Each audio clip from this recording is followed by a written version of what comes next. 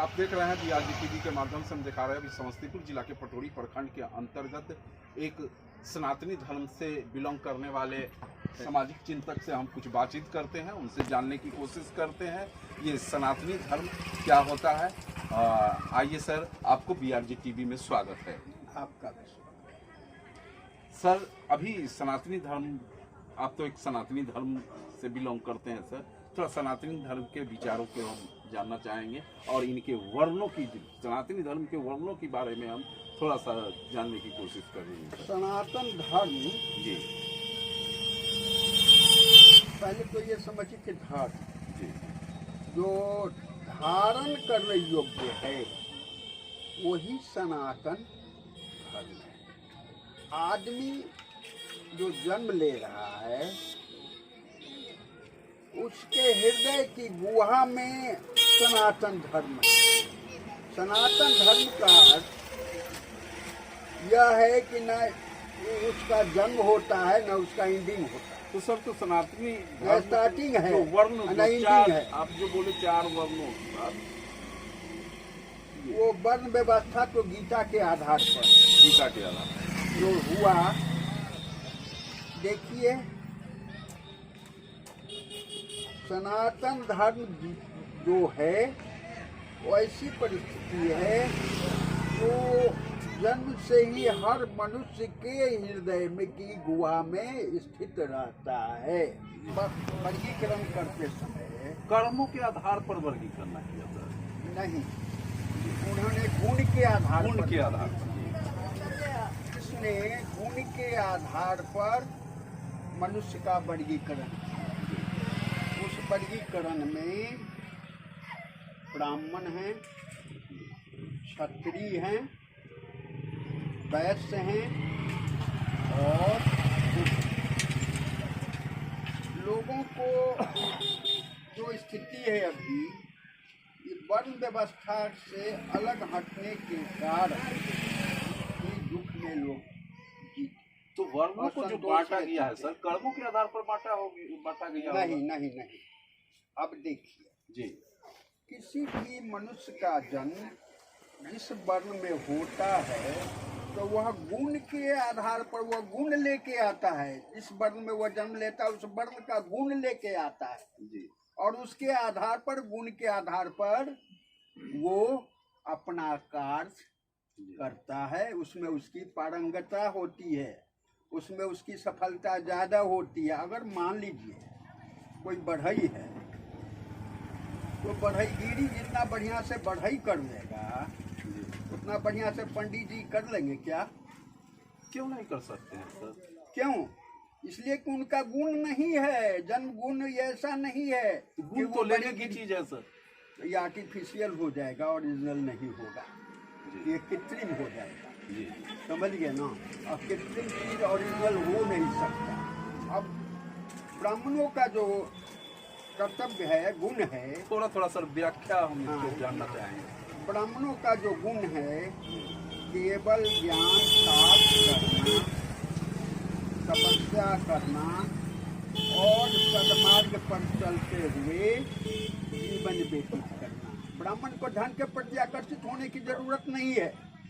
अगर इस प्रकार की बात हुई है तो उसका बहुत बड़ा घातक परिणाम आया है। जैसे रावण तो ब्राह्मण था ही।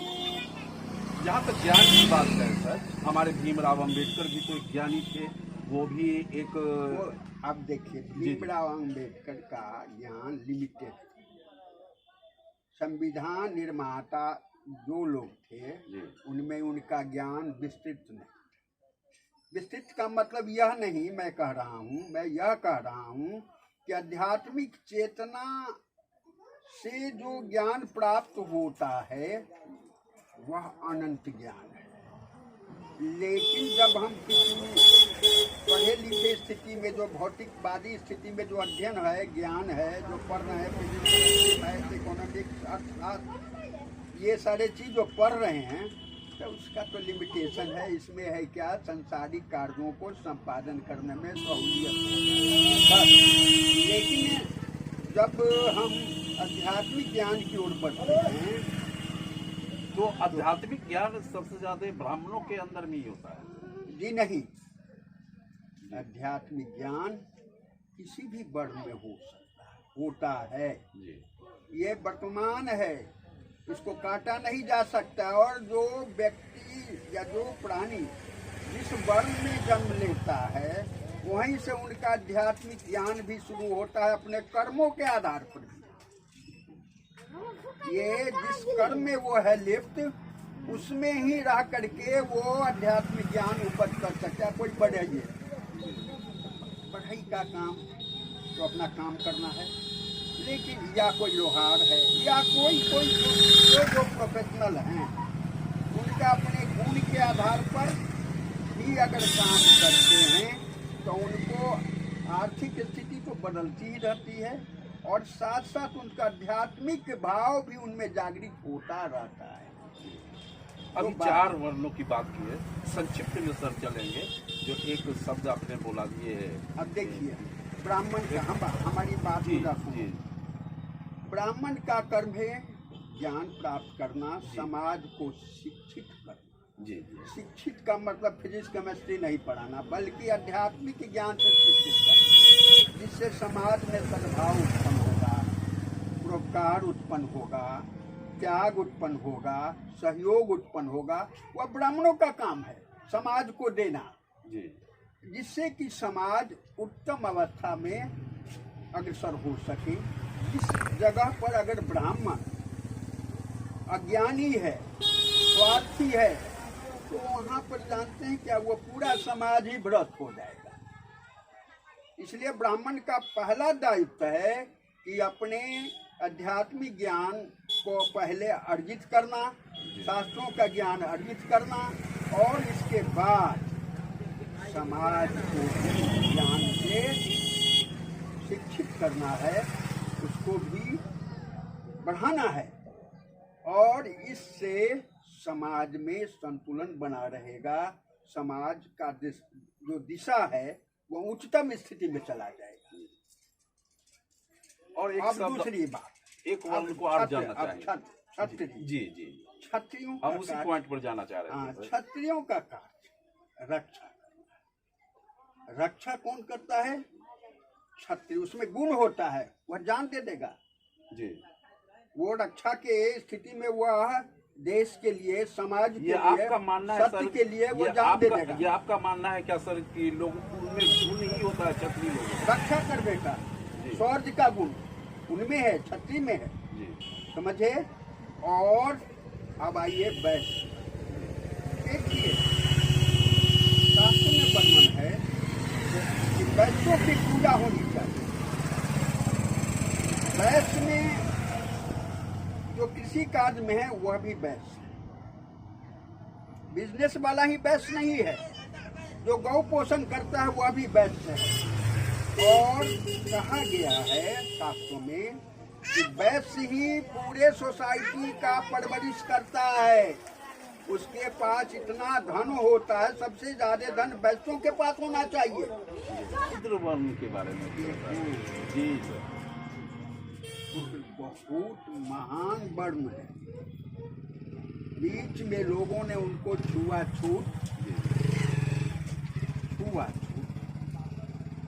का जो दोष उत्पन्न कर लिया, यही सनातनियों का सबसे बड़ा मूर्खतापूर्ण व्यवहार है। शूद्रों में छुआछूत नहीं। आप जान लो, तुम ब्राह्मण हो तो तुम भी सेवा करने के लिए तैयार। क्षत्रिय जो रक्षा करता है वह भी तो सेवा ही कर रहा है। वैश्य कहीं से लाके सामान को या जो समाज को जो आपूर्ति करता है तो वह भी तो सेवा ही है। तो शूद्र को विशेष दर्जा दे करके आपको सेवा का अधिकार दिया गया है, इसलिए वह भी आपसे ज्यादा महान है। वो बात है, केवल बीच में जो आ गया ये छुआछूत, ये सबसे बड़ा दोष सनातन धर्मियों में, हिंदू धर्मी में हो। अब जा देखो, भगवान श्री कृष्ण ने कहा कि मैं सभी जीवों में निवास करता हूँ। तो शूद्र में भी भगवान कृष्ण हैं। तो भगवान कृष्ण ने कहा कि सभी जीवों में मैं ही निवास करता हूँ, आत्मा के रूप में मैं ही निवास करता हूँ। तो शूद्र में भी कृष्ण हैं, ब्राह्मण में भी कृष्ण हैं, क्षत्रिय में भी कृष्ण हैं और वैश्य में भी कृष्ण हैं। इसलिए जो भेद वह व्यक्ति करता है जो इस बिंदु को वह नहीं जानता है, अपने को श्रेष्ठता साबित करने के लिए। सबको एक चीज और समझो, अगर तुम ज्ञानी बहुत हो, समाज को ज्यादा लाभ दोगे तो सहज समाज भी तुम्हें श्रेष्ठ अध्ययन करो। और गीता के साथ साथ उपनिषद का भी अध्ययन कीजिए। वो कोई धार्मिक चीज नहीं है कि हिंदू और मुसलमान आप हो जाइएगा। ये सभी मानव जीवन के उन्नत करने के लिए उस समय ज्ञान दिया गया।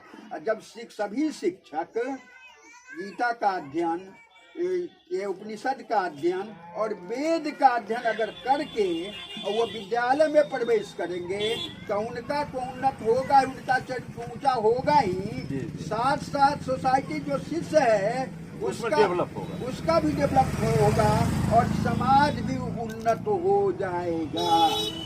धन्यवाद सर। अभी हम जान रहे थे, हमारे सामाजिक चिंतक से बातचीत कर रहे थे, इनसे रूबरू हो रहे थे और इनसे इन्होंने सनातनी धर्म के विचारों के बारे में इन्होंने बात रखी और इन्होंने वर्ण के बारे में, सनातनी धर्म के वर्णों के बारे में इनके विचार को जान रहे थे। आप देखते रहे BRJ TV। धन्यवाद सर।